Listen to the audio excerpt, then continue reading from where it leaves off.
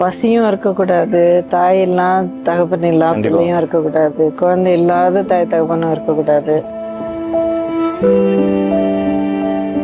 மதியானம் கொடுத்த உணவு நைட்டு ஊசி போனது போயிருச்சுன்றது தெரியாம அவர் சாப்பிட்டுட்டு இருந்தாரு. கான்சியஸா இருக்க பர்சனுக்கு வந்து அது தெரியும். மனதில் பாதிக்கப்பட்ட மென்டலி ரிட்டார்டா இருக்கும்போது அவங்களுக்கு அது தெரியல. இனிஷியலா நாங்க இப்போ 100 பேரை பிளான் பண்ணி ஒரு உணவு வச்சுட்டு இருக்கப்ப அதை நாங்க பேக் பண்ணிட்டு கிளம்புறப்பதான் இன்னொருத்தவங்க வந்து ஒரு கை குழந்தையோட வந்து எனக்குன்னு கேட்பாங்க. ஸோ இல்லைன்னு சொல்றது வந்து அதை விட செய்யறோன்ற அந்த மனப்பக்குவத்தை விட இல்லைன்னு சொல்றதுக்கு வந்து ரொம்ப வேதனைப்படக்கூடிய விஷயம் ஆச்சு. ஒவ்வொரு வாழ்க்கையிலையும் ஒரு மாற்றுத்திறனாளி வந்து படித்து முடிச்சுட்டு படித்தவர்களும் படிக்காதவர்களும் வேலை வாய்ப்பு இல்லாமல் வீட்டுக்குள்ளேயே முடங்கி கிடக்கிற சூழ்நிலை தான் இருக்கு. அந்த வேலை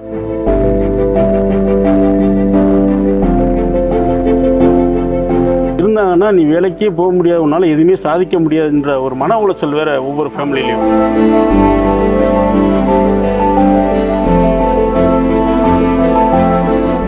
ரொம்ப அருமையான விஷயம். அதாவது 7 வருஷம் பயணம் வந்து நீங்க எவ்வளவு சுலபமா சொல்லிட்டீங்க. பட் எவ்வளவு போராடி இருப்பீங்க அப்படிங்கிறது எனக்கு நல்லா தெரியும்.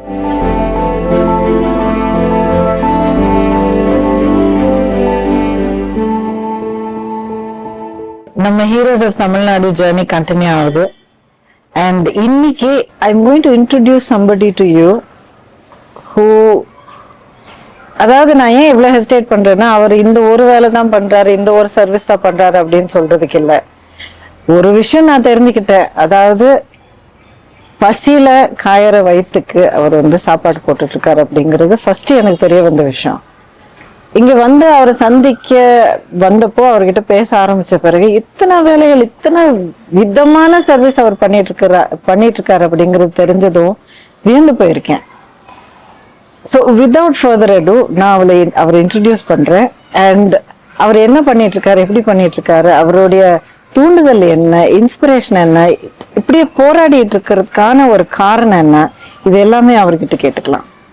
I am very very proud to introduce சகோதரர் முகமது நியாஸ் அவர்கள் ஃப்ரம் பசி ஃபவுண்டேஷன். வணக்கம். வணக்கம். ரொம்ப பெருமையா இருக்குங்க. நான் இப்போ உங்களோட இன்ட்ரடக்ஷன்ல சொன்னது வந்து எப்படி பார்த்தாலும் அது மிக ஆகாது. உண்மையிலே நீங்க வந்து பசி ஃபவுண்டேஷன் அப்படிங்கிற ஒரு பேர்ல நீங்க அறக்கட்டளை நடத்துற பிறகு கண்டிப்பா ஹங்கர் வந்து போக்குறதுக்கான சேவை நீங்க பண்ணிட்டு இருக்கீங்க அப்படிங்கிறது எனக்கு புரிஞ்சது. ஆனா இங்க வந்த பிறகு உங்களுக்கு பத்தி நான் கேட்க ஆரம்பிச்சிருக்கேன். என்னென்ன பண்ணிட்டு இருக்காரு, எங்கெங்க இந்த சர்வீஸ் பண்றாரு, எத்தனை வருஷமா பண்றாரு அப்படிங்கறது கேட்க ஆரம்பிச்சதும் நிஜமா சொல்ற வியந்து போயிருக்கேன். ஸோ அந்த லிஸ்ட் மொத்தமா நான் ஏதோ ஒன்று சொல்லி அதில் ஏதோ ஒன்று நான் விட்டுட்டு அந்த ரிஸ்க் எல்லாம் வேண்டாம், நீங்களே சொல்லுங்க. நான் வழக்கறிஞர் நியாஸ் முகமது, மதுரையில். அந்த நம்ம ரோட் சைட் பீப்புளுக்கு வந்து யூஸ்வலாகவே காலேஜ் முடிச்ச டேஸ்லேருந்தே ரோட் சைடில் இருக்க மனநலம் பாதிக்கப்பட்டவங்க, இந்த மாதிரி பல்வேறு தரப்பான மக்களுக்கு நானும் என்னோட ஜூனியர்ஸ், என் வாலண்டியர்ஸ், சீனியர்ஸ் எல்லாம் சேர்ந்து உணவுகள் ஒரு 100-150 பொட்டலங்கள் டெய்லி கொடுக்க ஆரம்பித்தோம். ஓகே. படிக்கிற காலத்துல, காலேஜ் முடிச்ச காலத்துல இருந்தே கொடுக்க ஆரம்பிச்சோம். அந்த டைம்ல ஒரு நாள் வந்து மதியம் கொடுத்த உணவை நைட்டு 12 மணிக்கு நாங்க நைட்டு சாப்பாடுலாம் கொடுத்துட்டு நாங்க வீட்டுக்கு ரிட்டர்ன் ஆகிறப்ப ஒரு மனநலம் பாதிக்கப்பட்டவர் நாங்க மதியானம் கொடுத்த உணவை அப்பதான் பிரிச்சு சாப்பிட்டுக்கிட்டு இருந்தாரு. 2 வேளையும் சாப்பாடு கொடுப்பீங்க? மதியானம் நைட்டு அந்த டைம்ல கொடுத்துட்டு இருந்தாரு. when we started நாங்க அது. அப்போ வந்து மதியானம் கொடுத்த உணவு நைட்டு ஊசி போனது போயிருச்சுன்றது தெரியாம அவர் சாப்பிட்டுட்டு இருந்தாரு. ஸோ கான்சியஸா இருக்க பர்சனுக்கு வந்து அது தெரியும். ஸோ மனதில் பாதிக்கப்பட்ட மென்டலி ரிட்டார்டா இருக்கும்போது அவங்களுக்கு அது தெரியல. ஸோ நம்ம வந்து இனிஷியலா அது ஒரு வண்டியா போட்டு மதுரை கலெக்டர் அலுவலகத்தில் 2017ஆம் ஆண்டு நம்ம வந்து ஒரு 40-50 வாலண்டியர்ஸா சேர்ந்து யாரோட ஹெல்ப்பும் இல்லாம நாங்களா வந்து ஒரு நாளைக்கு 150 பேருக்கு வீதம் கலெக்டரேட்டுக்கு மனு கொடுக்க வரவங்க, முதியவர்கள், பிசிக்கலி டிசேபிள்டு, இந்த மாதிரி எந்த இதில் வந்தாலும் மாணவர்கள், படிக்கக்கூடிய அரசு சட்டக்கல்லூரி மாணவர்கள் படிக்கக்கூடியவங்க, மருத்துவக் கல்லூரிக்கு மாணவர்கள், ஜிஹெச்சுக்கு ட்ரீட்மெண்ட்டுக்காக வரவங்களுக்குலாம் ஒருவேளை உணவு அங்கே வந்து ரெகுலராக கொடுக்க ஆரம்பித்தோம். இது நாளடைவில் என்ன ஆயிடுச்சுன்னா பசி அறக்கட்டளைன்ற ஒரு தொண்டு நிறுவனம் ஃபார்ம் ஆகி பல்வேறு தரப்பட்ட மக்களோட ஆதரவோட நீ தொடர்ந்து ஒரு 400-450 பேருக்கு இல்லைன்னு சொல்லக்கூடிய அளவுக்கு நாங்கள் உணவு வழங்கிட்டு இருக்கோம் கண்டினியூஸா. ரொம்ப அருமையான விஷயம். அதாவது 7 வருஷம் பயணம் வந்து நீங்க எவ்வளவு சுலபமா சொல்லிட்டீங்க. பட் எவ்வளவு போராடி இருப்பீங்க அப்படிங்கிறது எனக்கு நல்லா தெரியும். போராட்டம்ன்றது இதில் எவ்வளோதான் நம்ம ஃபிசிக்கல் ஒர்க் எவ்வளோ இது போட்டாலும் மென்டல் ஸ்ட்ரெஸ் இதில் அதிகமாக நாங்கள் ஃபேஸ் பண்ணோம். இனிஷியலாக நாங்கள் இப்போ 100 பேரை பிளான் பண்ணி ஒரு உணவு வச்சுட்டு இருக்கப்போ அதை நாங்கள் பேக் பண்ணிட்டு கிளம்புறப்ப தான் இன்னொருத்தவங்க வந்து ஒரு கை குழந்தையோட வந்து எனக்குன்னு கேட்பாங்க. ஸோ இல்லைன்னு சொல்கிறது வந்து அதை விட செய்கிறோன்ற அந்த மனப்பக்குவத்தை விட இல்லைன்னு சொல்கிறதுக்கு வந்து ரொம்ப வேதனைப்படக்கூடிய விஷயம் ஆச்சு. ஸோ அதனால் எக்ஸ்ட்ரா 50 உணவு 100 உணவுன்னு சொல்லி கொண்டு போக ஆரம்பிச்சது. இப்போ 12 மணிக்கு நாங்கள் போகிறோமோ இல்லையா கரெக்டாக எங்களை தேடி அங்கே நம்ம வண்டி நிற்கக்கூடிய இடத்துக்கு வந்து மக்கள் பயணப்பட்டு வர ஆரம்பிச்சிட்டாங்க. ஸோ இந்த ஜேர்னின்றது நிற்காமல் கண்டினியூஸாக செய்கிறதுக்கு எங்களுக்கு பெரிய உத்வேகமாகவும் சப்போர்ட்டாகவும் இருக்கிறது மேடம் மாதிரியோ இல்லை முக்கியமான ஆட்களோட இந்த உந்துதல் இல்லை உங்களோட பிஸி ஷெட்யூல் எங்களை வந்து இப்படி பார்க்குறதே எங்களுக்கு இது ஒரு பெரிய, நாங்கள் டிப்ரெஸ்டாக இருக்க ஸ்டேட்டில் வந்து எங்களுக்கு இது ஒரு பெரிய பூஸ்டப்பாக தான் இருக்குது. இந்த இதில் தான் நாங்கள் கண்டினியூஸாக நீங்கள் ஒரு ரொம்ப பெரிய வார்த்தை சொன்னீங்க. நீங்கள் டிப்ரெஸ்டாக இருக்கீங்க, நான் வந்து என்னோட பிஸி ஷெட்யூல் நான் வந்திருக்கேன் நீங்கள் சொல்கிறீங்க பாருங்க, அதில் உங்களுடைய பெருந்தன்மை தெரியுது. ஆனால் என்னை பொறுத்த வரைக்கும் எனக்கு உங்களை போறவங்க நான் சந்திச்சு அதை தேடி வந்து சந்திக்கிற போதான் எனக்கு வந்து மனசுக்கு ரொம்ப தெம்பா இருக்கும். கண்டிப்பா மறுபடியும் எனக்கு வந்து இந்த நம்மளுடைய சமுதாயத்திலயோ இந்த உலகத்து மேலேயோ ஒரு நம்பிக்கை உருவாகும். ஏன்னா டெய்லி நடக்கிற விஷயங்கள் எல்லாம் நம்ம பார்க்கும்போது கொஞ்சம் அந்த நம்பிக்கை வந்து இந்த உறுதி வந்து கொஞ்சம் அடி வாங்குது இல்லைங்களா டே டு டே. ஸோ உங்களை போல உங்களை வந்து சந்திக்கும் போது எனக்கு சந்தோஷமா இருக்கும். ஸோ அதுல என்னுடைய சுயநலம் கண்டிப்பா. அண்ட் நீங்க பண்ணிட்டு இருக்கிற இந்த சேவை வந்து 4 பேருக்கு இல்ல, ஊருக்கும் உலகத்துக்கும் தெரியணும். கண்டிப்பா. ஏன்னா என்னுடைய நம்பிக்கை என்னன்னா, அசையா நம்பிக்கை வந்து மனிதர்கள்ல நல்ல மனிதர்கள் நிறைய பேர் இருக்காங்க. கண்டிப்பா. நிறைய பேருக்கு வந்து நான் உதவி பண்ணணும்னு ஒரு ரொம்ப பெரிய ஆசை இருக்கும். ஆனா எப்படி பண்றதுன்னு தெரியல. கண்டிப்பா. அதனால இன்னைக்கு உங்களுடைய பணிகளை பத்தி நம்ம வந்து எல்லாருக்கும் தெரியப்படுத்தினா அவங்களுக்குள்ள whoever wants to support you அவங்க வந்து டைரக்டா உங்களுக்கு கான்டாக்ட் பண்ணலாம். கண்டிப்பா அது பெரிய சப்போர்ட். அதுதான் நடக்கணும் அப்படிங்கிறது என்னுடைய ஆசை. கண்டிப்பா. சோ அதுக்கப்புறம் என்னென்ன பண்ணீங்க? பிகாஸ் நீங்க இப்போ வழக்கறிஞர். ஆமா. சோ கண்டிப்பா உங்களுடைய பர்சனாலிட்டி எனக்கு இப்ப புரிஞ்சிச்சு. கண்டிப்பா உங்களுடைய அந்த லீகல் எக்ஸ்பர்டீஸ் கூட நீங்க பயன்படுத்திருப்பீங்க சோஷியல் சர்வீஸ்க்கு. கண்டிப்பா. இதை வந்து இப்போ நாங்க அதுக்கப்புறம் இதை கண்டினியூஸா டிராவல் பண்ணிட்டே இருக்கும்போது எங்களுக்கு அங்க சாப்பாடு உணவளிக்க இடைவேளைகள்ல வந்து என்னோட ஜூனியர்ஸ் கோட் ட்ரெஸ்ல தான் நாங்க இருப்போம். யூஸ்வலா பிளாக் பேண்ட் ஒயிட் ஷர்ட்ல நிக்கிறப்ப அவங்க என்னடா நார்மலா சோஷியல் சர்வீஸ் பண்றவங்க அவங்க ஒரு ஜானல்ல பண்ணிட்டே இருப்பாங்க. பிளாக் அண்ட் ஒயிட்டாவே வந்து நிக்கிறாங்களே என்ன அட்வொகேட்ஸ் தான் அதிலேயே ஓரளவுக்கு ரெகக்னைஸ் பண்ணி அங்க வந்து சில லீகல் ஏஜ் பர்சன்ஸ் வந்து இந்த கலெக்டர் மனு கொடுக்க வரவங்க இல்ல விடோ பென்ஷன் வாங்க வரவங்களுக்கு வந்து சில டவுட்ஸ் இருக்கும்.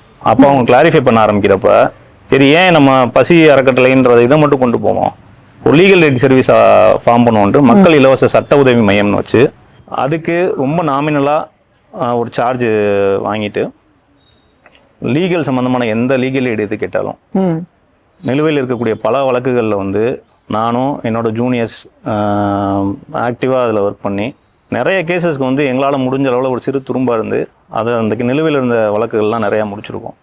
அந்த மாதிரி கைடன்ஸ் இல்லாத யார் எப்போ எங்களுக்கு ஒரு ரெஃபரன்ஸ் கேட்டாலுமே என்ன டைம் இல்லாமல் டைம் கன்ஸ்டன்ட் இல்லாமல் நாங்கள் அவங்களுக்கான அட்வைஸை இன்னும் கொடுத்துட்டு தான் இருக்கோம். ஒரு சின்ன சஜஷன் நீங்கள் சொல்லும் போது எனக்கு மனசில் பட்டது. ஒருவேளை இப்போ நீங்கள் இந்த மாதிரி ஒரு மையம் ஒன்று ஆரம்பிச்சிருக்கீங்க இல்லைங்களா, இலவச சட்ட உதவி மக்கள் சட்ட உதவி மையம். இந்த மாதிரி ஒரு மையம் ஒவ்வொரு இடத்துலையும் இருக்கணும் அப்படிங்கிறது என்னுடைய கோரிக்கை. கண்டிப்பாக. ஸோ உங்களுடைய கைடன்ஸ்லையோ இல்லை உங்களுடைய தூண்டுதல்ல ஒவ்வொரு இடத்துலையும் நீங்கள் ஒரு இனிஷியேட்டிவ் எடுத்துட்டு அங்கே இருக்கிறவங்களை நீங்கள் வந்து ஒரு ஸ்ட்ரக்சர் கொடுக்க முடிஞ்சால் ரொம்ப நல்லா இருக்கும். ஆமாம், எங்களோட லாங் டைம் மிஷனாக தான் இருக்குது. ஆனால் எங்களுக்கு போதுமான வசதிகள் வந்து எல்லாருமே ஒன்றும் ரொம்ப பெரிய செட்டிலான பேக்ரவுண்ட் நாங்கள் கிடையாது. எல்லாருமே மிடில் கிளாஸ் பிலோ மிடில் கிளாஸில் தான் இருக்கோம். போதுமான முறையில் எங்களால் நிதி உதவி இல்லைனாலும் எங்களோட டைமை நாங்கள் ஸ்பெண்ட் பண்ணி இதுக்கு நானும் என்னோட ஜூனியர்ஸ் வாலண்டியர் சீனியர்ஸ் எல்லாருமே ஆக்டிவாக நிறைய பேர் ஒர்க் பண்ணிகிட்டு இருக்கோம். கொஞ்ச நாள் இன்னும் இதே பயணத்தில் நாங்கள் நெடுதூர பயணத்தில் போகும்போது கண்டிப்பான மேடமோட அட்வைஸ் படி அந்த இது ஐடியாலையும் நாங்கள் இருக்கோம். என்னோட சஜஷன் தேங்க்யூ சஜஷன் அட்வைஸ் வந்து இந்த விஷயத்தில் நீங்கள் எங்கேயோ இருக்கீங்க. அதாவதுங்க நீங்கள் சொல்கிறது கேட்கும்போது எனக்கு ஏன் சிரிப்பு வந்ததுன்னா, எல்லாரும் சொல்லுவாங்க அட்வொகேட்ஸை பற்றி வந்து ரொம்ப பயங்கரமாக சொல்லுவாங்க. அதாவது ரொம்ப பத்திரமா இருக்கணும், நீங்கள் வந்து ட்ரஸ்டே பண்ணக்கூடாது, ரொம்ப பாதுகாப்பு, இப்படியெல்லாம் சொல்லுவாங்க. என்னுடைய சில அனுபவங்கள் கடந்த 2 வருஷம் 3 வருஷம் எனக்கும் ஒரு லீகல் ஜேர்னி ஒன்று போயிட்டுருக்கு. நீங்கள் கொஞ்சம் கேள்விப்பட்டிருப்பீங்க. கேள்விப்பட்டு அன்னைக்கு தான் ஃபஸ்ட்டு வந்து எனக்கு லீகல் இஷ்யூன்னா என்ன, போலீஸ் இஷ்யூ என்ன, கிரிமினல் என்ன, சிவில் என்னன்னு அன்னைக்கு தான் எனக்கு ஆக்சுவலி ப்ராப்பராக இந்த கடந்த ஒரு 2-3 வருஷத்துலேயே எனக்கு எல்லாம் புரிஞ்சிருக்கு. கண்டிப்பாக ஒரு விஷயம் மட்டும் நான் சொல்கிறேங்க, அட்வொகேட்ஸ் அப்படிங்கிறவங்க நல்லவங்க இருக்காங்க, உயிரை காப்பாற்றுறவங்க இருக்காங்க, உங்களுக்கு வந்து உயிரை பாதுகாத்து திரும்ப உங்கள் கையில் கொடுக்குறவங்க இருக்காங்க. அண்ட் மறுபடியும் திரும்ப சொல்கிறேன், மனித ஜாதி மேலே ஒரு நம்பிக்கை உருவாக்குற அட்வொகேட்ஸ் கண்டிப்பாக இருக்காங்க. கண்டிப்பாக அப்படிப்பட்டவங்கள நீங்கள் ஒருத்தர். ரொம்ப சந்தோஷமா இருக்கு, இன்னும் சந்தோஷமா இருக்கு உங்களை சந்திக்கிறது. அண்ட் எனக்கு வாய்ப்பு கிடைச்சா நான் கண்டிப்பா வேற இடத்துல யாராவது டாக்டர் அட்வொகேட்ஸ் குரூப்போட நான் பேசுறப்போ அவங்களுக்கும் ஏதாவது இந்த மாதிரி பண்ணணும்னு ஆசை இருந்ததுன்னா நான் உங்களுக்கு கான்டாக்ட்ல கண்டிப்பா மேம், எங்களுக்கு பெரிய ஹெல்ப். நீங்க உங்களுக்கு சஜஷன் கொடுங்க, இப்படி எல்லாம் பண்ணுங்க, இப்படி எல்லாம் பண்ணலாம். கண்டிப்பா கண்டிப்பா. சார் பத்தி சொல்லுங்க, உங்க கூட இருக்காரு. நீங்க எனக்கு உங்களை பத்தி புரிஞ்ச ஒரு விஷயம் வந்து நீங்க எதுவுமே தனியா நீங்க நின்று பண்ண மாட்டீங்க. கண்டிப்பா 10 பேர் சுத்தி இருக்கும்போது ஒவ்வொருத்தருக்கும் ஒவ்வொரு அறக்கட்டளை இருந்தாலும் இல்ல ஒரு காசு இருந்தாலும் எதுவா இருந்தாலும் எல்லாருக்கும் நீங்க வந்து ஒரே மாதிரி நீங்க கை கோத்து நீங்க உதவி பண்ணி நீங்க ஒர்க் பண்றீங்க. ஸோ அவரை பத்தி சொல்லுங்க சார். மேம், சார் வந்து மிஸ்டர் கோபிகண்ணன் இந்தியாவை ரெப்ரசன்ட் பண்ணி பேரா ஒலிம்பிக்கில் 80க்கும் மேற்பட்ட பதக்கங்களை வாங்கியிருக்காங்க. நானும் சாரும் 2017ஆம் ஆண்டு சேம்பர் ஆஃப் டிஃபரெண்ட்லி ஏபிள்டுன்னு மாற்றுத்திறனாளியுடைய தொழில் வர்த்தக கூட்டமைப்பு சேம்பர் ஆஃப் காமர்ஸ் பிஸ்னஸ் மேனுக்கு இருக்கும். ஆனால் மாற்றுத்திறனாளிகளுக்கு ஃபர்ஸ்ட் சேம்பர் ஆஃப் காமர்ஸ் ஆரம்பிச்சது நாங்கள் தான், இந்தியாவிலேயே ஃபர்ஸ்ட். ஆமாம், சார் வந்து அதில் மாநில தலைவராக இருக்காரு, நான் மாநில பொருளாளராக இருக்கேன். உங்களுடைய சாதனைகளை கேட்கும்போது எனக்கு ரொம்ப பெருமையாக இருக்குங்க. ரொம்ப சந்தோஷம் மேடம். இந்த தருணத்தை ஏற்படுத்தி கொடுத்த உண்மையிலே இறைவனுக்கு ரொம்ப ரொம்ப நன்றியை தெரிவிச்சுக்கிறோம். நாங்கள் மாற்றுத்திறனாளுக்கான ஒரு மிகப்பெரிய ஒரு தேடலில் தான் நாங்கள் இருந்துகிட்டு இருந்தோம். ஒவ்வொரு வாழ்க்கையிலையும் ஒரு மாற்றுத்திறனாளி வந்து படித்து முடிச்சுட்டு படித்தவர்களும் படிக்காதவர்களும் வேலைவாய்ப்பு இல்லாமல் வீட்டுக்குள்ளேயே முடங்கி கிடக்கிற சூழ்நிலை தான் இருக்குது. அந்த இதில் இப்போ எக்ஸாம்ஸ் ஒரு டிஃப்ரெண்ட் டேபிள் மாற்றுத்திறனாளி எடுத்துட்டோம்னா ஒரு இடத்துல ஒரு வேலைவாய்ப்பு கிடைக்குதுன்னா அவருக்கான ஒரு தடையில்லா சூழல் இருந்தால் தான் அவர் போய் சரியாக பணியாற்ற முடியும். ஆனால் இந்த சொசைட்டியில் இன்னும் நிறைய சட்ட திருத்தங்கள் வந்தாலும் அவருக்கு தடைமிக்க ஒரு சூழலாக தான் இருக்குது. ஒரு மாற்றுத்திறனாளி ஒரு இடத்துக்கு ஒரு வேலைக்கு போகிறாருன்னா அவருக்கு வந்து கிட்டத்தட்ட ஒரு 10 ஸ்டெப்பு உள்ள படிக்கட்டாக இருக்குது, இல்லைன்னா ஃபர்ஸ்ட் ஃப்ளோர் செகண்ட் ஃப்ளோராக இருக்குது. ஸோ இதனாலேயே அவர் போக முடியாத சூழல் ஒன்று இருக்குது. இன்னொன்றுன்னா அவர் இந்த ஒரு இடத்துலேருந்து இன்னொரு இடத்துக்கு போகிறதுக்கான மொபிலிட்டி ப்ராப்ளம், அது ஒரு பெரிய ப்ராப்ளமாக இருக்குது. ஸோ ரெண்டு ப்ராப்ளம். மூணாவது என்னென்னா எந்த அலுவலகத்தில் அவருக்கு வேலை கிடைக்குதோ அந்த அலுவலகத்துக்குள்ளே போய் அவர் பணியாற்றக்கூடிய ஒரு சூழல், சகஜமான ஒரு சூழலில் வந்து அந்த ஒரு மாற்றுத்திறனாளிக்கு ஒரு ஆணாக இருக்கட்டும் பெண்ணாக இருக்கட்டும் அவங்களுக்கு ஒரு அமைகிறதில்லை. நாலாவது இன்னொன்று கேட்டிங்கன்னா அவங்களுக்கான ஒரு வெஸ்டர்ன் டைப் டாய்லெட் அவங்களுக்கு வேணும். ஸோ ஒரு எந்த கைப்பிடியோட அந்த சப்போர்ட்டோட அந்த எந்த அலுவலகத்துலையுமே அவங்களுக்கான ஒரு ஸ்பெசிஃபிக்காக கிடையாது அந்த இதில். ஸோ இதனால் என்னென்ன வேலைவாக்கு நேரங்களில் வந்து அவங்களுடைய இயற்கை உபாதைகளை கழிக்கக்கூடிய சூழ்நிலை, சாயந்தரம் வீட்டுக்கு போனால் தான் கழிக்க முடியுன்ற சூழ்நிலையில் வந்து அவங்க இருக்கக்கூடிய சூழ்நிலை இருக்குது. ஸோ இந்த மாதிரி ஒரு பெரிய விஷயம். அது அஞ்சாவது என்ன பார்த்தீங்கன்னா அவங்களுக்கான வந்து உள்ள வீல் சேர் வசதி எங்கேயுமே கிடையாது. எந்த அலுவலகத்துலையுமே மாற்றுத்திறனாளியை வந்து ஒரு இடத்துல பணியாக மாற்றிட்டாங்கன்னா அங்கேருந்து அவங்க தவழ்ந்து சொல்லக்கூடிய சூழ்நிலை தான் இருக்குது அதில். ஸோ கிரச்சஸ் ஊண்டி கேலிஃபர் ஊண்டி நடந்து போகிறவங்க போயிடுவாங்க. மற்ற அவங்க வந்து தவந்து ட்ராலி வீல் பீப்புள்ஸ் வந்து தவந்து சூழ்நிலை. ஆமாம், அந்த மாதிரி இருக்கு. இந்த மாதிரி சூழல் இருக்கனால அது ஒன்று. இதெல்லாம் மீறி வீட்டுக்குள்ளே மாற்றுத்திறனாளர்கள் வந்து இருந்தாங்கன்னா நீ வேலைக்கே போக முடியாது, உன்னால் எதுவுமே சாதிக்க முடியாதுன்ற ஒரு மன உளைச்சல் வேறு ஒவ்வொரு ஃபேமிலிலையும். இதெல்லாம் வெளியே அவங்க வரணும், இவங்களுக்கு இப்படிப்பட்ட தடையற்ற சூழல் கொடுக்குன்றக்காக தான் இந்தியாவிலே வந்து மாற்றுத்திறனாளுக்கான தொழில் வர்த்தக தொழில் முனைவோருக்கான ஒரு அறக்கட்டளைன்னு சொல்லி ஆரம்பித்து ஒவ்வொரு மாற்றுத்திறனாளியும் ஒரு தொழிலாளி இருக்க ஒரு தொழில் முனைவோராக வரணும், ஒவ்வொருத்தரும் ஒரு தொழிலதிபராக வரணுன்றக்காக ஒரு 2014 நான் நியாசார் இன்னும் நிறைய நண்பர்கள்லாம் சேர்ந்து முதல்ல அதை ஃபார்ம் பண்ணி கிட்டத்தட்ட வருஷம் கிட்டத்தட்ட 1000 பேருக்கு தீபாவளியை கொண்டாட முடியாத நிலைமையில் உள்ள மாற்றுத்திறனாளிக்கு ஒரு ட்ரெஸ்ஸு, ஸ்வீட் பாக்ஸு, மத்தா பாக்ஸு, 5 கிலோ அரிசி கொடுப்போம். ஸோ இப்படி கொடுத்துக்கிட்டு இருக்கல அந்த நிகழ்வில் நியாசார் மூலியமாக ஒருத்தர் அறிமுகமாகி கிட்டத்தட்ட 55 சென்ட் இடத்த தானமாக வந்து இந்த சேம்பருக்கு வந்து கொடுத்தாரு. ஸோ அந்த சேம்பரில் எல்லா மாற்றுத்திறனாளிகளும் சகஜமான சூழலில், தடையற்ற சூழலில் எல்லாருக்கும் அவங்களுக்கேன வசதியான ஒரு சூழலை வேலை பார்க்கக்கூடிய ஒரு மிகப்பெரிய ஒரு தளமாக நாங்கள் உருவாக்கி கட்டிக்கிட்டு இருக்கோம். அந்த இதில் இந்த பெருங்குடியில் இது ஒரு பெரிய ஒரு மாற்றத்தை ஏற்படுத்தும்னு நினைக்கிறோம். நாங்கள் வருங்காலத்தில் மாற்றுத்திறனாளர்கள் எனக்கு வேலை இல்லை, எனக்கான ஒரு அங்கீகாரம் இல்லை, என்னால் எந்த தொழிலும் கற்றுக்க முடியல அப்படின்ற ஒரு தடையில்லா சூழலை வந்து இந்த சேம்பர் கொடுக்கும் மேடம். அதுக்காக ரொம்ப முனைப்போடு கஷ்டப்பட்டுக்கிட்டு இருக்கோம். ரொம்ப சந்தோஷமா இருக்குங்க. ஏன்னா நீங்கள் சொன்ன இத்தனை விஷயங்களும் 100% உண்மை அப்படிங்கிறது எனக்கும் தெரியும். சட்ட ரீதியாக சில திருத்தங்கள் கொண்டு வரணும் அப்படிங்கிற ஒரு போராட்டமும் பல வருஷமாக ஓடிக்கிட்டு தான் இருக்குது. ஒரு வகையில் பார்த்தா ஏன் இது நியாயமான கோரிக்கை தானே, நியாயமான அத்தியாவசிய கோரிக்கை தானே. இது அமல்படுத்துறதுக்கு ஏன் இவ்வளோ தாமதம், ஏன் இவ்வளோ ஹெசிடேஷன் அப்படிங்கிறது நியாயமாக யோசிக்கிறவங்களுக்கு புரியாது. இருந்தாலும் அந்த போராட்டம் போயிட்டு தான் இருக்குது. அருமையான முயற்சி நீங்கள் பண்ணுறீங்க. கண்டிப்பாக இது வெற்றி அடையும். நீங்கள் பேசிகிட்டு இருக்கும்போது அதில் என்னென்ன பாசிபிலிட்டிஸ் இருக்குது, எப்படியெல்லாம் கொண்டு போகலாம், எவ்வளோ எல்லாம் பொட்டென்ஷியல் இருக்குது அப்படிங்கிறது என் மைண்ட் எங்கேயோ போயிடுச்சு. அதெல்லாம் யோசிக்க ஆரம்பிச்சது. ஆகாய அளவுக்கு நீங்கள் சாதிக்கலாம் அதை வச்சு. இப்போ உள்ள டிஃப்ரெண்ட் டேபிளுக்கு அந்த காலத்தில் பயிர் பண்ணுறது,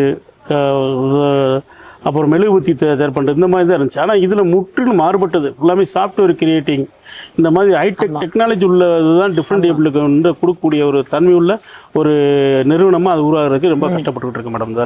இதில் இது பொலிட்டிக்கல் சப்போர்ட்டோ மற்ற எந்த சப்போர்ட்டும் கிடையாது. இது நண்பர்கள், நம்மளுடைய ரிலேட்டிவ் சர்க்கிளில் தான் அந்த ஹோமை நாங்கள் கட்டிக்கிட்டு இருக்கோம்.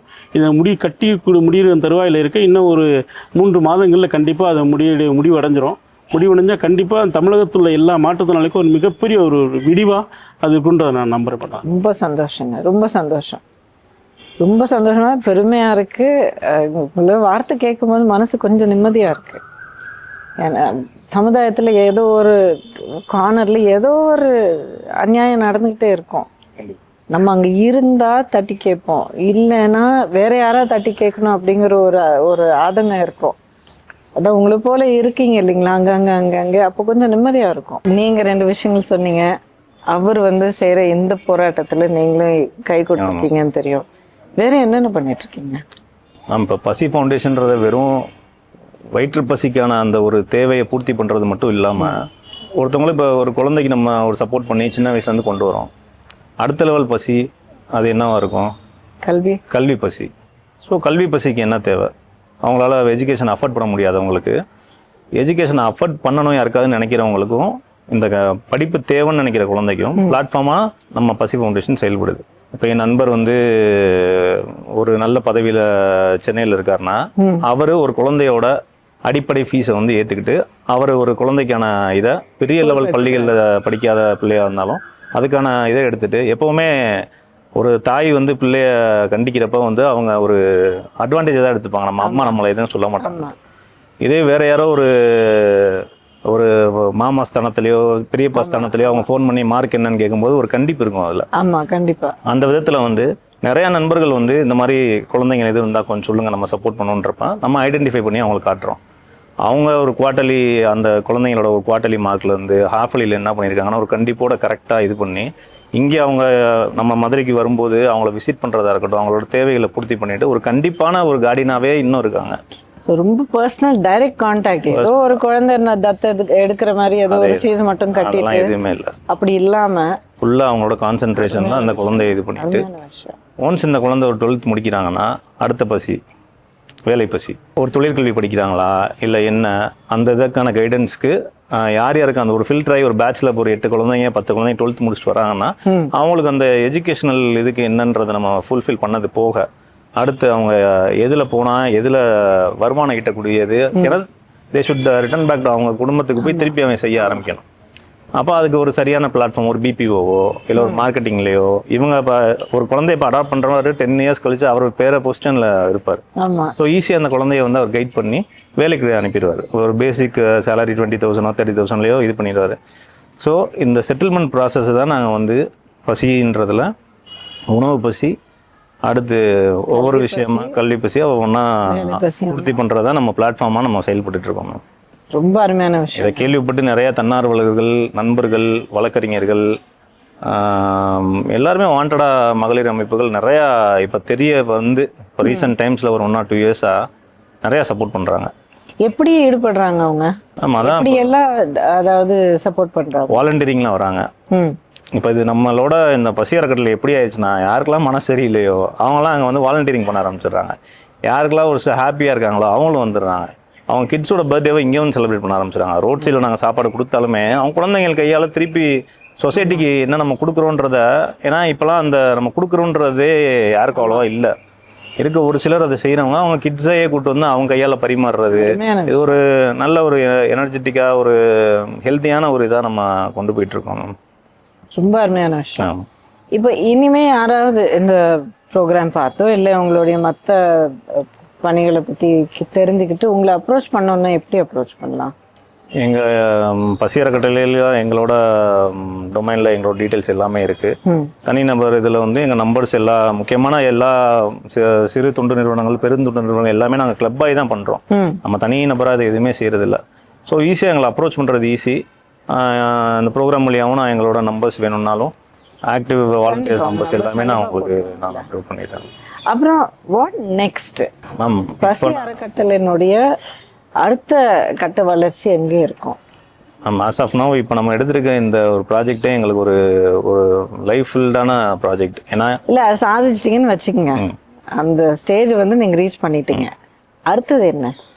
எங்களுக்கு என்னென்னா மேம், இலவச மக்கள் சட்ட உதவி மையத்தை வந்து ரொம்ப குக்கிராமங்களில் கூட போய் சேர்க்கணும். எக்ஸலண்ட். இது ஒரு பிளாட்ஃபார்மாக இருந்தாலும் நான் சார்ந்திருக்கக்கூடிய வழக்கறிஞர் இதில் இருந்து சுயநலமாக கூட சொல்கிறேன், கிராமப்புறங்கள்லேருந்து நிறையா மாணவர்கள் இப்போ வழக்கறிஞருக்கு சட்டக்கல்லூரியில் படித்து ஒருவேளை சாப்பாடுக்கு சிரமப்பட்டு வீட்டுக்கு போய் நைட்டு சாப்பிட்றவங்க இருக்காங்க. இப்போ அவங்களுக்கு தனியாக பசி அறக்கட்டளையோட இன்னொரு இதாக அரசு சட்டக்கல்லூரிகள் இருக்க இடத்துல மதுரை சரௌண்டிங்கில் அவங்களுக்கு ஒரு வயிறார சாப்பிட்டுட்டு அந்த ஜூனியர் அட்வொகேட்டுக்கு வந்து ஒரு சீனியர் அட்வொகேட்டோட நாலேஜ் வேணும். இவங்க வந்து போய் அவங்ககிட்ட படிக்கிற காலத்திலேயே ஜூனியரா இருந்து ஆஃபீஸ் ஒர்க் கற்றுக்கிட்டு இதுக்கான பிளாட்ஃபார்ம் அடுத்து ஆரம்பிச்சு, ஏன்னா வலுவான சட்டங்கள் இருந்தால் மட்டுமே ஒரு நாட்டையே நம்ம காப்பாற்ற முடியும். கரெக்ட். ஸோ இவன் ஒரு பசியோடையோ இல்லை 100% கரெக்டுங்க, நல்லாவே உணர்ந்து தெரிஞ்சுக்கிட்டேன். ஆமாம். அதனால் அடுத்த சட்டக்கல்லூரி மாணவர்களுக்கும் படித்து வெளியே வரக்கூடிய மாணவர்களுக்கும் ஒரு வழிகாட்டுதலாக ஒரு பிளாட்ஃபார்மாக செயல்படணுன்றது எங்களோட ஒரு மிகப்பெரிய கனவு மேடம். எனக்கு இன்னொரு ஆசை இருக்கு. இப்போ நீங்க எத்தனையோ குழந்தைங்களுக்கு வந்து நீங்க சாப்பாடும் போடுறீங்க, கல்வியும் கற்றுக் கொடுக்குறீங்க, ஒரு வாழ்க்கையில ஒரு ஒரு எதிர்காலமே நீங்க உருவாக்கி கொடுக்குறீங்க. இன்னும் கூட நீங்க பார்த்தீங்கன்னா நிறைய பேர் வந்து டாக்டர் ஆகணும், போலீஸ் ஆகணும், இன்ஜினியர் ஆகணும், இந்த மாதிரி தான் சொல்லிட்டு இருக்காங்க. எனக்கு வந்து இன்னும் நிறைய பேர் குழந்தைங்க நான் லாயர் ஆகணும் அப்படின்னு அவங்க சொல்லி நான் கேட்கணும். இதை பற்றின ஒரு ஒரு அவேர்னஸ் வந்து நீங்கள் குழந்தைங்களுக்கு கொடுக்கணும். கண்டிப்பாக. அண்ட் நீங்கள் உதவி பண்ணுற குழந்தை, நீங்கள் உதவி பண்ணுற உதவிங்கிற வார்த்தை நம்ம எடுத்துருவோம். நீங்கள் பார்த்துக்கிற இந்த உங்களுடைய குழந்தைங்கள் மட்டும் இல்லாமல் பொதுவாகவே எல்லா ஸ்கூல்ஸுக்கும் எல்லா காலேஜஸ்க்கும் நீங்கள் இந்த வேர்டை நீங்கள் ஸ்ப்ரெட் பண்ணிங்கன்னா, அதாவது லீகல் ப்ரொஃபஷனில் எவ்வளோ டிக்னிட்டி இருக்குது, எவ்வளோ பவர் இருக்குது, எவ்வளோ வந்து சாதிக்கக்கூடிய ஒரு வாய்ப்பு இருக்குது, இதெல்லாமே வந்து நீங்கள் இன்னும் இந்த ப்ரெசன்ட் ஜென்ரேஷன் நீங்கள் தெரியப்படுத்துனீங்கன்னா ரொம்ப பெரிய உதவியாக இருக்கும். We need more good, committed, dedicated, honest lawyers. நம்ம அதை எங்களோட ஒரு மோட்டோவாக வச்சு, பிகாஸ் இட்ஸ் நோபல் ப்ரொஃபஷன். ரெண்டு விஷயத்தை தான் நோபல் ப்ரொஃபஷன் சொல்லுவாங்க. ஒன்று மெடிசன், இன்னொன்று லா ப்ராக்டிஸ் பண்ணுறது. எல்லா ப்ரொஃபஷனும் அவங்களோட இதில் ஒரு நோபல் ப்ரொஃபஷன் தான். பட் உயிர் காக்கும் உயிரை சேவ் பண்ணுறது, உரிமைகளை பாதுகாக்கும் அந்த விதத்தில் வந்து இது எங்களுக்கு தெரிஞ்ச அளவில் இப்போ நிறையா முன்ன மாதிரி இல்லாமல் அந்த அவேர்னஸில் நிறையா பேரண்ட்ஸ் வந்து இப்போ எங்களுக்கே லா காலேஜில் சேர்க்கணும்னா என்ன, அதுக்கு முன்னாடினா ஏதாவது இந்த கவுன்சிலிங்கில் எங்கே சேர்க்கலாம், இன்ஜினியரிங் சேர்க்கலாம்னு கேட்குறது போக இப்போ எங்களுக்கே நிறைய கால்ஸ் வந்து கேர்ள்ஸ் நிறைய பேர் நான் பார்க்குறேன் படிக்க வந்துட்டு இருக்காங்க. ஆமாம், அதிகமான மாணவர்கள் இப்போ சட்டக்கல்லூரி நோக்கி வர ஆரம்பிச்சிட்டாங்க. இன்னும் நாளடைவில் அதை இன்னும் அதிகரிக்கும். அதுக்கான ப்ரோக்ராம்ஸும் நம்ம மேமோட கைடன்ஸில் நம்ம பண்ணாங்க. கண்டிப்பாக. ஓகே, இப்போ நம்ம இந்த இடத்துல இருக்கோம். இது என்ன இடம், இங்கே என்ன நடந்துட்டு இருக்கு, நீங்கள் வந்து எப்படி நீங்கள் இன்வால்வ் ஆயிருக்கீங்க? இது ஒரு government aided school ma'am, Nandanar government aided school for kids. கிட்ஸ்னா எந்த வகுப்புல இருந்து எந்த வகுப்பு? ஏஜ் வைஸ் பார்த்தோம்னா 6ஆம் வகுப்பு வரைக்கும் இருக்குது. இதில் 3 வயதுலேருந்து 9 வயது வரைக்கும் குழந்தைகள் இங்கே இருக்காங்க. ஹாஸ்டல்? ஆமாம், ஹாஸ்டலில் தங்கி கல்வி பயில்றாங்க. அவங்களுக்கு சிறப்பான முறையில் கவர்மெண்ட் எய்டில் வந்து இந்த நிர்வாகம் அதை பார்த்துட்ருக்கு. இதுக்கு நம்ம ரீசெண்ட் டைம்ஸாக வந்து உணவு அப்பப்போ எங்களுக்கு அந்த பிறந்தநாள் விழாக்கள், அந்த நைட்டில் குழந்தைங்களுக்கு கொடுக்கக்கூடிய உணவுகளை வந்து அந்தந்த அக்கேஷனில் நாங்கள் இங்கே வந்து குழந்தைங்களோட செலிப்ரேட் பண்ணிக்கிட்டு இருக்கோம். அந்த சர்வீஸு கிட்டத்தட்ட 27 இயர்ஸ் கம்ப்ளீட் ஆகிடுச்சு. உங்கள் பேர் சொல்லுங்கள்? என் பேர் சந்திரன். இதுக்கு முன்னாடி வேறு எய்டட் ஸ்கூல் இருந்தேன். அங்கே இருந்து லாஸ்ட் இயருக்கு வந்து 1 இயர் தான் இங்கே வந்து நான் எச்எம் இன்சார்ஜில் நான் ஓடிட்டுருக்கேன்.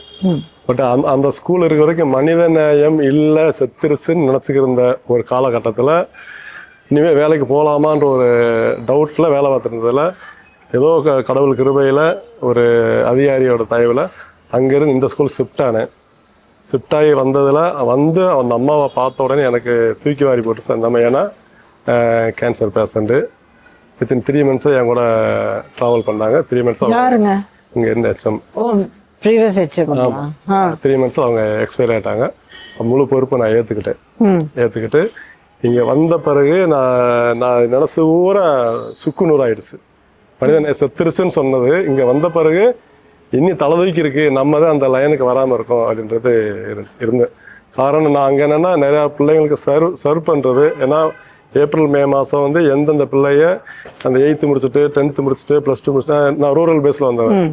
எங்கள் ஊரில் போய் யாருக்கெல்லாம் முடியலையோ அவங்கள கொண்டு போய் ஸ்கூலில் சேர்க்கறது, காலேஜ் சேர்க்க அந்த கைட் பண்ணிட்டு இருந்தேன். அது ஸ்கூலுக்கு தெரிஞ்சு அப்போ நீ பெரிய ஆள் ஆகுறியான்ற மாதிரி ஒரு டாமினேஷனில் என்னை டம்மி பண்ணி வச்சுருந்தாங்க. இப்படி இங்கே வந்த பின்னாடி டோட்டலி சேஞ்சு. இப்போ அந்த சர்வீஸ் நான் பண்ணிகிட்டே இருக்கேன். ஒரு வருஷத்துக்கு நான் 2 பேரை தனியாக வச்சு படிக்க வச்சுட்டு இருக்கேன். அதாவது யார் முடியலை, இப்போ மேலே படிக்க போக முடியலை அப்படின்ற ஸ்டூடெண்ட்டுக்கு நான் சப்போர்ட் பண்ணிட்டு இருக்கேன். இங்கே உள்ள பசங்க என்னன்னு சொன்னால் 1 to 5th தான் இங்கே இருக்க முடியும். பாய்ஸ் அண்ட் கேர்ள்ஸு இங்கே என்ன மாதிரி இப்போ குழந்தைங்க இருக்காங்கன்னா அப்பா இல்லாமல் அம்மா இல்லாமல் அப்பா அம்மா 2 பேரும் இல்லாமல் இருப்பாங்க. அல்லது 2 பேரும் இருப்பாங்க, எங்களால் கேர் பண்ணி அந்த பையனை படிக்க வைக்க முடியலை அப்படின்ற கட்டத்தில் அந்த பிள்ளைங்க இருக்காங்க. அவங்க தான் மேக்ஸிமம் இருப்பாங்க. எங்களோட துரதிர்ஷ்டம் என்னன்னு சொன்னால் இது வந்து சென்ட்ரல் கவர்மெண்டோட கஷ்டம் இருக்கக்கூடிய ஒரு இது ஹரிஜன சேவக சங்கம் ட்ரஸ்ட். அதன் மூலமா தான் இந்த இது நடந்துகிட்டு இருக்கு இந்த ஸ்கூல். ஏன்னா எங்களுடைய மோட்டிவ் என்னன்னா இவன் கஷ்டப்படுறா அவனை படிக்க வைக்கணும். பேரண்ட் இல்ல, டேக் கேர் பண்ண ஆள் இல்ல, எங்கிட்ட வா. அப்ப நாங்கள் அந்த இடத்துல கம்யூனல் எங்களுக்கு அதர் பார்ட்டா போயிடுது, கொண்டு படிக்க வைக்கிறோம். ஒரு கட்டத்துல பார்க்கும்போது எல்லாம் குழந்தைங்களும் பசி தனிமை அதெல்லாம் அவனுக்கு தான் படிப்பு அப்படின்ற கட்டத்தில் நான் ஒரு ஹம்பிள் ரெக்வஸ்டாக சொல்கிறேன். ஏன்னா யாராவது அடாப்டேஷன் இருந்தாங்க எடுக்கிறாங்கன்னு சொன்னால் அதுக்கு நான் வழிமுறைகளை செய்யுங்க. ஏன்னா 2 பேர் இல்லைன்ற பட்சத்தில் யாரோ ஒரு அம்மா, அதாவது தாத்தா பாட்டி என்னன்னு தெரியாது, என்ன படிக்கிற என்ன போகிறேன்னு தெரியாது. ஏன்னா லீவ் விட்டுருவோம், இப்போ குவார்ட்டர்லி ஆஃப் இயர்லி விட்டுருவோம். இப்போ 10 days லீவ் வரும். அந்த டயத்தில் கூட்டிகிட்டு போகிறதுக்கு ஆள் வர மாட்டாங்க. அந்த பர்டிகுலர் குழந்தைங்களை நாங்களே வச்சு பார்க்குற மாதிரி வரும். அப்போ அந்த மாதிரி ஏன்னா சப்போஸ் நாளைக்கு அந்த பார்த்துட்டு அந்த ஒரு அம்மாவை இறந்துட்டாங்க, ஏன்னா ஏஜ்டு பீப்புள், அதுக்கிறது அந்த குழந்தையோட எதிர்காலம் கேள்விக்குறி ஆயிடுது. அப்படியே அடாப்டேஷன் வந்தாங்கன்னா கொஞ்சம் அந்த பிள்ளைகளோட ஃபியூச்சர் நல்லா இருக்கும். இப்போ இங்கே நம்ம நல்ல ஹை டேலண்டான பிள்ளைங்கள்லாம் இருக்காங்க. அந்த மாதிரி பிள்ளைங்க நான் டாக்டருக்கு போகிறேன், இன்ஜினியரிங் போகிறேன்னா அதை டேக் கேர் பண்ணுறதுக்கான ஆட்கள் அந்த வழிமுறை கைட்லைன்ஸ் எங்களுக்கு இல்லை. அதுக்கு எங்களுக்கு அந்த மாதிரி ஒரு ஆள் சரியான கிடைச்சாங்கன்னு சொன்னால், ஏன்னா நாங்கள் எப்போ இந்த மாதிரி நான் இருக்காங்க, நீ கவலைப்படாத முடிஞ்சாலும் ஹெல்ப் பண்ணுவோம். புரியுது, நல்லாவே புரியுது நீங்க சொல்றது. ஏன்னா அந்த மாதிரி யாராவது இருந்தாங்கன்னா உங்க குழந்தைங்கள நீங்க பண்ண இந்த ஸ்டேஜ் வரைக்கும் நீங்க கொண்டு வந்திருக்கீங்க. அதுல இருந்து அடுத்த கட்டத்துக்கு கொண்டு போறதுக்கு நீங்க சொன்ன மாதிரி ஒரு பாலமா அமையும். ஏன்னா நான் அந்த பிள்ளைலாம் நான் ரெக்கமெண்ட் பண்ணி அங்கே போய் சேர்த்து விட்ருவோம். ஏன்னா இப்போ பசங்க எப்படியும் போகிறாங்க, பட் பொம்பளை பிள்ளைய அங்கே சேர்த்து விட்ருவோம். +2 முடிச்சுட்டாங்கன்னா மற்ற அதை சிங்கிள் பேரண்ட் இருக்கும் எப்படியாவது போயிடுறாங்க. அந்த டபுள் பேரண்ட் இல்லாதவங்களுடைய நம்ம கொஞ்சம் கொஸ்டின் மார்க்காக இருக்குது. எங்களுக்கு அந்த மாதிரி யாராவது அந்த ஒரு இந்த மாதிரி வழிகாட்டிகள் இல்லை. ரொம்ப முக்கியமான விஷயம் நீங்கள் சொல்லியிருக்கீங்க. நிறைய பேர் வந்து இந்த யோசனை வராது, உடனே யோசிக்கும் போது இந்த இது தோணாது. அதாவது இப்போ சார் சொன்னார் இல்லைங்களா, குழந்தைங்கள அம்மா அப்பா 2 பேரும் இல்லாதவங்க, யாராவது வயசுல ரொம்ப பெரியவங்க, தாத்தா பாட்டி யாராவது பார்த்துக்கிறது, அந்த மாதிரி குழந்தைங்களுக்கு பொறுப்பு அடாப்ட் அப்படிங்கிற வார்த்தை பயன்படுத்துறாரு. ஸோ அது லீகலாக தத்தெடுக்கிற ஒரு விஷயமாக இருக்கட்டும், இல்லை நீங்க சொன்னீங்க இல்லைங்களா உங்களுடைய நண்பர்கள் நிறைய பேர் குழந்தைங்களுடைய பொறுப்பு எடுத்துக்கிறாங்க அப்படின்னு நீங்க சொன்னீங்க பாருங்க. அந்த மாதிரி குறிப்பிட்டு ரொம்ப ஸ்பெசிஃபிக்கா இந்த விஷயத்துக்கே பண்றதுக்கு ஏதாவது பண்ண முடியுமா? முன்னாடி இதுக்கு போதிய அந்த சட்ட விழிப்புணர்வு இல்லை மேம். இப்போ ஆனால் காரா கமிட்டின்னு சொல்லி ஒரு கமிட்டியே இதுக்கு கவர்மெண்ட்டே இது பண்ணியிருக்காங்க. இது மூலமாக நிறைய விழிப்புணர்வு அவங்களும் கொடுக்குறாங்க. மோரோவர் குழந்தைகள் இல்லாமல் 15 வருஷம் 20 வருஷம் ட்ரீட்மெண்ட் எடுக்கிறவங்க இந்த மாதிரி ஒரு குழந்தைங்களுக்கு வந்து நம்ம ஒரு லைஃப் கொடுக்கும்போது இவங்களோட லைஃப்பும் மாறும், அவங்களுக்கும் அந்த லைஃப்பில் வந்து அவங்களுக்கான ஒரு ஃபுல்ஃபில்மெண்ட் கிடைக்கும். இதுக்கான ப்ரோக்ராம்ஸும் நாங்கள் பண்ணிகிட்ருக்கோம். நிறைய பேருக்கு அவேர்னஸாக இப்போ சில்ட்ரன் நாங்களே நிறைய பேர் வந்து இந்த மாதிரி இருக்காங்கன்றத நிறைய எங்களோட பேஜஸில் கண்டினியூஸாக எங்களோட வாட்ஸ்அப் குரூப்கள்லாம் போட்டுட்டு தான் இருக்கோம். லாஸ்ட் வீக் கூட பெங்களூர்லேருந்து ஒருத்தவங்க மதுரை மேலோட சேர்ந்தவங்க அங்கே போய் ஐடியில் செட்டில் ஆகிட்டாங்க. அவங்களுக்கு அந்த கப்பலுக்கு வந்து அந்த மேடமுக்கு வந்து பிரஸ்ட் கேன்சர்ன்றாலும் அவங்களால குழந்தை பெற்றுக்க முடியாத சூழலில் வந்து என்ன பண்ணலான்னு சஜஷன் கேட்கும்போது நம்ம அடாப்ஷனுக்கு வந்து ப்ராப்பராக கைடன்ஸ், கவர்மெண்ட் கைடன்ஸோட சட்டப்படி எப்படி எடுக்கணுமோ அதுக்கான வழிமுறைகள் நம்ம சொல்லிக்கிட்டு இருக்கோம். ஸோ இனி வர காலங்களில் இதையும் ஒரு பிளாட்ஃபார்ம் எடுத்து கொஞ்சம் கொஞ்சமாக ஒவ்வொரு செக்டராக நம்ம உள்ளே கொண்டு வந்துட்டுருக்கோம். பசியும் இருக்கக்கூடாது, தாய் இல்லாத தகப்பன் இல்லாத பிள்ளையும் இருக்கக்கூடாது, குழந்தை இல்லாத தாய் தகப்பனும் இருக்கக்கூடாது. கண்டிப்பாக that will be a beautiful world. கண்டிப்பாக ரொம்ப அழகான ஒரு உலகமாக இருக்கும் அது. கண்டிப்பாக நம்மளால ஒரு நாள் அது சாதிக்க முடியும் அப்படிங்கிற ஒரு நம்பிக்கை இன்னைக்கு மறுபடியும் உறுதி ஆயிருக்கு பேசின பிறகு. உங்ககிட்ட ஒரு வாட் இஸ் யுவர் ஆஸ்க் அப்படின்னு நான் கேட்டால் என்ன சொல்வீங்க? இப்போ நீங்கள் ஏதாவது ஒன்று நீங்கள் கேட்கணுன்னா என்ன கேட்பீங்க? What you want? பசி இல்லாத ஒரு என்விரான்மெண்ட், அதுக்கு அது சாதிக்கிறதுக்கு உங்களுக்கு என்ன தேவை? அடுத்தது எங்களுக்கு இதை பார்க்கக்கூடிய நேயர்களோ இல்லை தன்னார்வ தொண்டு நிறுவனங்கள் நடத்தக்கூடியவங்களோ எங்களுக்கு வந்து உணவாக டைரெக்டாக கொடுக்காம எங்களுக்கு அரிசி பருப்பு போன்ற பொருட்களாக கொடுத்தாங்கன்னா இது என்றைக்குமே இதை ஒரு நிப்பாட்டாமல் இது எங்களுக்கு ஒரு பெரிய நடத்திக்கிட்டே இருக்கலாம், எங்களுக்கு சொல்யூஷனாக இருக்கும். இந்த ஹங்கர் ஃப்ரீ வேர்ல்டை கொண்டு வர்றதுக்கு எங்களுக்கு ஒரு பெரிய சப்போர்ட்டாக இருக்கும். கல்வி பசி தீர்க்கிறதுக்கு என்ன அடுத்தது என்ன வேணும் உங்களுக்கு? நம்ம ஆக்டிவாக வாழணும். இப்போ நம்ம மட்டும் செட்டில் ஆகிட்டோம், நம்ம பிள்ளைங்க நல்லா இருக்காங்கன்ற அந்த மைண்ட் செட்டை உடச்சிட்டு அடுத்து செகண்ட் லேயரில் இருக்கவங்களையும் தேர்ட் லேயரில் இருக்கவங்களையும் கொஞ்சம் நம்ம நோட்டீஸ் பண்ணால் கொஞ்சம் நல்லா இருக்கும். இது ஆட்டோமேட்டிக்காக இப்போ பண்ணுறதுக்கு நோட்டீஸ் பண்ண வைக்கிறதுக்கு. ஏன்னா ஒரு விஷயம் நான் புரிஞ்சுக்கிட்டது என்னன்னா, நிறைய பேர் வந்து ஆமாம் கரெக்டு தான், அவங்க லைஃப் அவங்களுடைய ஏதோ அந்த போக்கில் போயிட்டே இருக்காங்க. ஆனால் அப்படிப்பட்டவங்களோட நிறைய பேர் கொஞ்சம் நம்ம அப்படி தோல் தட்டி இருங்கம்மா கொஞ்சம் திரும்பி பாருங்க இப்படி இருக்காங்கன்னா அப்போ அவங்க அசந்து போய் பார்க்குறாங்க, அப்படியா அப்படின்னு சொல்லி அப்போதான் கண்ணு திறந்து பார்க்குற மாதிரி பார்க்குறாங்க. ஸோ அந்த விழிப்புணர்வு கூட நம்ம கொடுக்க வேண்டிய அவசியம் இருக்கு. ஸோ அந்த மாதிரி ஏதாவது ஒரு ஒரு ப்ரோக்ராமோ இல்லை ஏதோ ஒரு மூவ்மெண்ட் பண்ணுறதுக்கு நீங்கள் யோசிச்சிங்கன்னா அதுக்கு நான் கண்டிப்பாக உங்களுக்கு இருப்பேன். கண்டிப்பாக I will be there with. கண்டிப்பாக சொல்லணும்.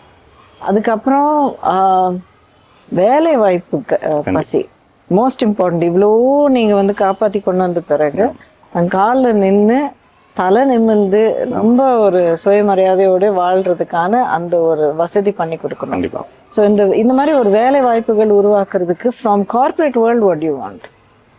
கார்பரேட் வேர்ல்டில் வந்து பர்டிகுலர் காலேஜஸில் போய் இந்த மாதிரி தான் அவங்க வந்து அவங்களோட கேம்பஸ் இன்டர்வியூவில் எடுக்கிறாங்க. பேசிக் எங்களை மாதிரி தொண்டு நிறுவனங்களுக்கு ஒரு சுற்றறிக்கை மாதிரி ஒன்று கொடுத்து எங்களையும் கொஞ்சம் ரெக்கக்னைஸ் பண்ணி, ஏன்னா சொசைட்டியில் டவுன் ட்ராடனாக யார் இருக்காங்கன்னு எல்லாரையும் விட எங்களுக்கு இதே இதில் ட்ராவல் பண்ணுற எங்களுக்கு வந்து அதிகமான விஷயங்கள் தெரியும். Very good idea.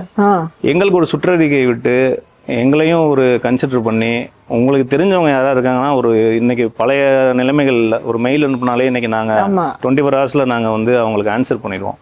எங்களுக்கு தெரிஞ்சவங்களையும் கொஞ்சம் அவங்க கன்சிடர் பண்ணி ஒவ்வொரு தொண்டு நிறுவனமும் ஒரு 5 பேரை வந்து அவங்க இன்ட்ரடியூஸ் பண்ணாலே அதில் it will be of a great help to next level children. இதை ஒரு இதாக எடுத்து எனக்கு ரொம்ப அருமையான விஷயம். எனக்கு தெரிஞ்சவங்க கிட்ட நான் கண்டிப்பாக இந்த விஷயத்த நான் பேசுகிறேன்.